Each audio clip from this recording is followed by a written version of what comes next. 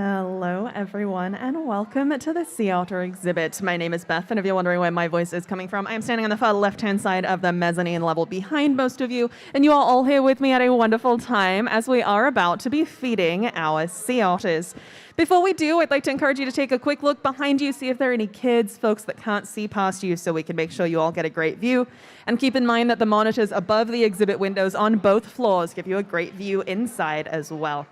But our three trainers have just come out into the exhibit to start today's feeding. What you are about to see is a behind-the-scenes peek at how we take care of our otters. The trainers will be asking the otters to complete certain behaviors, and if they choose to complete those behaviors, they will be rewarded with food as a form of positive reinforcement. On the menu today are clam tongue, squid, and shrimp.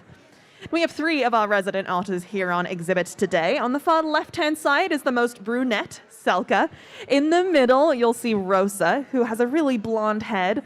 And then on the right, you'll see Ivy, whose blonde head also extends all the way down her chest. The behaviors that the trainers are asking the otters to complete today are incredibly beneficial in their care and making them active participants. For example, Rosa has been asked to climb up onto the deck and is following her trainer behind the scenes through a gate there in the rockwork. There is a behind-the-scenes space in this exhibit where our otters can go whenever we need to clean the exhibit up, or if we ever want to give them any different food items. Being able to ask our otters to go into that space and follow us just like that means that they can take themselves there. There's no stressful trying to wrangle an otter to go behind the scenes like I have to do with my cat when it's time to go to the vet. In fact, our otters can even be trained to climb into a kennel that we might use to transport them behind the scenes to another location. Being able to train these behaviors on a regular basis and make them part of the routine means that when it's time to do those for a medical, behavioral, or care-related reason, the otters are active participants in that care, and it's a lot safer and easier for everyone involved, the otters and the people. Now, Ivy has also been asked to climb up on the deck here this morning, and she is going to be receiving some eye drops from her trainer, it looks like. Now, we are able to ask our otters to focus on targets like that blue and white ball, and we can even give them eye drops here on exhibit, something that we can do so that if we ever need to add any medication to those eye drops, they are used to receiving them. When we start training a behavior like that, we don't go straight in with the eye drops. We just ask the otters to focus on a target while holding that eye drop in nearby. Slowly but surely, we get them more used to having that closer to their eye and then to receiving those eye drops. We can also train them to receive food that has been blended up and put in a syringe, kind of like a liquid medication that you would give a child. But instead, we can blend it up with some clam, maybe some squid, delicious slurry of food, and then they can receive that food in a liquid form.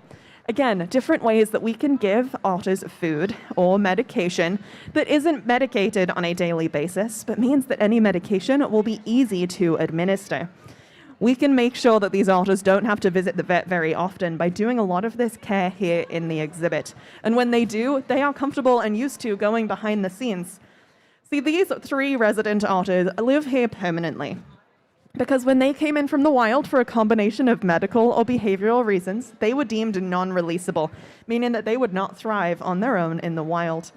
Living here, they serve a couple of incredibly important roles. One is here on exhibit, where they're serving as an ambassador for their species.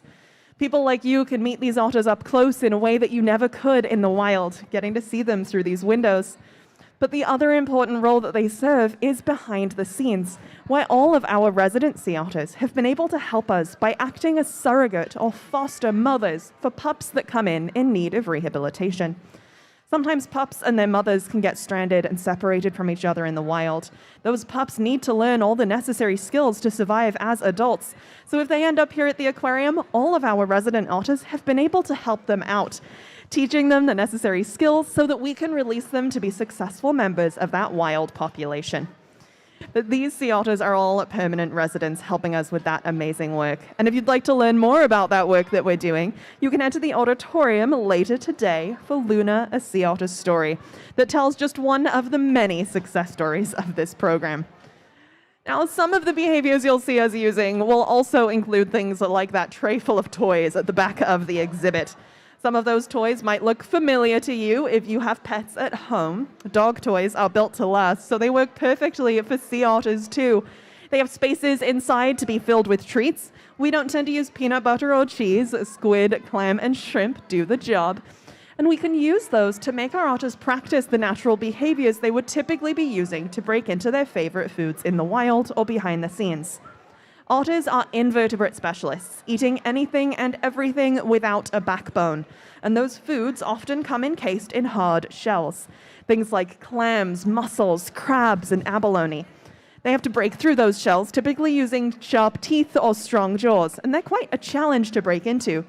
If we gave them shelled food here on exhibit, they would crack it open either against the rocks or against the windows you're all looking through, which would end up leaving quite a few scratches over time. So instead, we give our otters food here on exhibit in this soft format during trainings, or in some of those fun toys you may see there at the back of the exhibit with Selka. And they are incredibly helpful in having them practice those behaviors, so that when they head behind the scenes to take care of pups, they're used to doing them. But every week when we clean this exhibit, we take our otters behind the scenes to give them a fun shelled treat, some delicious clams to crunch on. That both gives them the ability to practice crunching through shells, but also helps their dental hygiene. Turns out crunching through shells is one of the ways that the plaque on otters' teeth can get scraped off. Personally, I'm going to stick with my mint-flavored toothpaste. I don't think my colleagues would appreciate clam-flavored breath, but for the sea otters, it is a perfect way to help make sure we're keeping up with their health and hygiene. Sea otters are eating a huge amount of food on a daily basis to stay warm in the cold water they live in. And all of these otters have got a pre-portioned meal on their trainer's hips. If by the end of this training session they haven't received all of their meal in these training behaviors, they'll be given the rest of it to enjoy at their leisure. They'll still get all of that food, and they will finish it up and then move on to cleaning that rich, thick fur that is also incredibly beneficial in keeping them warm and insulated. Our trainers are giving the otters the rest of their food here to finish off and heading behind the scenes. They'll be coming back later to do more training with our otters in a bit. If you have any questions, then please feel free to come and find me. Once again, my name is Beth over here on the left-hand side of the mezzanine level. But if you're moving on, thank you so much for joining me, and have a wonderful rest of your day at the Monterey Bay Aquarium.